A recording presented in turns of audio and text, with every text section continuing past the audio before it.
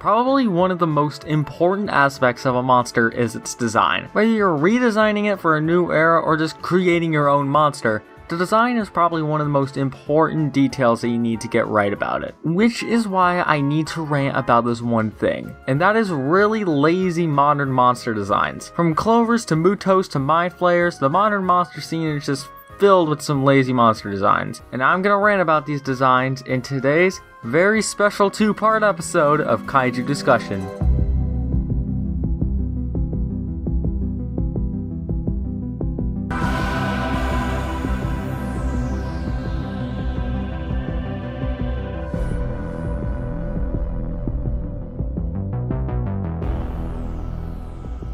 So wait, Gigan, what's the difference between a monster design that is good and a monster design that is bad or lazy? Well, that's a very interesting topic that I'll get into during this video, and in fact, Muto, you're the golden boy for one of those lazy monster designs. These designs I'm referring to, of course, are the insect.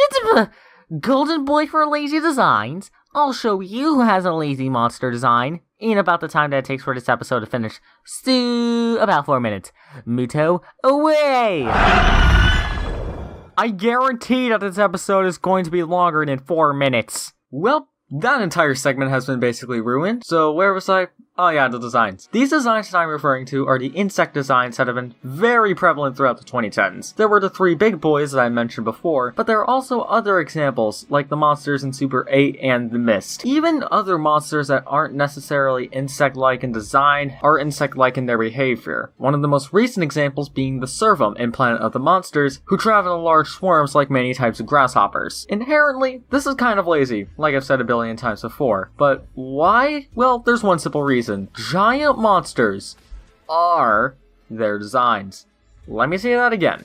Giant monsters are their designs. You cannot fundamentally change the basics of a giant monster's design. You just can't. Give Godzilla a sleeker and more dinosaurian look? Sorry, that's not Godzilla. Give King Ghidorah 2 legs instead of 4? And sorry mate, that's not King Ghidorah. A monster design is indicative of who that monster is and what makes them stand out. Why do you think a lot of people were complaining about the Mutos design? Oh, that's right. Because it looks exactly like the Cloverfield monster. But with all that said, I really don't hate the insect design, or insect monsters in general. Insects are seen to the majority as genuinely creepy, or scary to some, while others are afraid of much more terrifying arthropods, like spider crabs. Not to mention that the insect monster has been basically around as long as Godzilla has, so some people would definitely go back and reuse insect-like designs. But it's also the same goddamn template every time. A large flyer spider-type creature with many legs, sometimes wings, and a tweakage to the head and limbs to make sure that each of them isn't an exact clone of each other. Probably the most prevalent example of this is the Mind Flayer from Stranger Things. Also spoilers for Stranger Things 2 if you haven't seen that yet, so the Mind Flayer. This is the biggest bad that the Upside Down basically has to offer, and what does it look like? A Muto made of dust.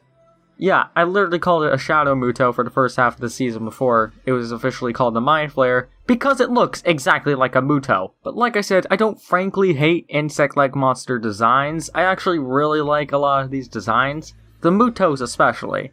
Despite that being the weakest part of the Mutos, they still look really cool. And while I would thankfully say that we aren't getting any more of these designs over and over again as our good old-fashioned Toho boys are coming back, but Godzilla though already City proves me so very wrong. Yep, that's Mechagodzilla now. Hashtag not my Mechagodzilla. So with all this topic about monster design tragedy out of the way, it brings me to the topic of why bother writing new monsters when we could just add new abilities to old ones, making them newer and a lot weirder.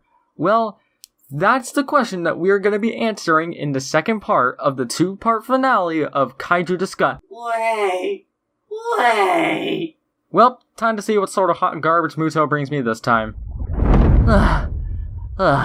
So, I think I've done it. Done what? If you don't respect me being your show host, then I think someone else might just do that. Who? Come on, you can come on out now. You can come. So wait, was I supposed to come in here now or later? NDK, didn't expect to see you here in person. Yeah, same, but apparently your mute had different plans for me, which is why it kidnapped me and decided to take me here for some reason. I didn't kidnap you! I asked very politely, and when you disagreed, I just took you, and I kidnapped you. Right. So, Geigen, while I'm here, can we do that collab you were talking about? Wait, what? You didn't know? NDK and I were planning a collab for the longest time. I just didn't think it would be in person. And honestly, it's better now than never because the channel's basically dead. My channel's not dying. I'm just trying new things, my channel's not dying. So we're gonna do this thing or what? Yeah, we probably should.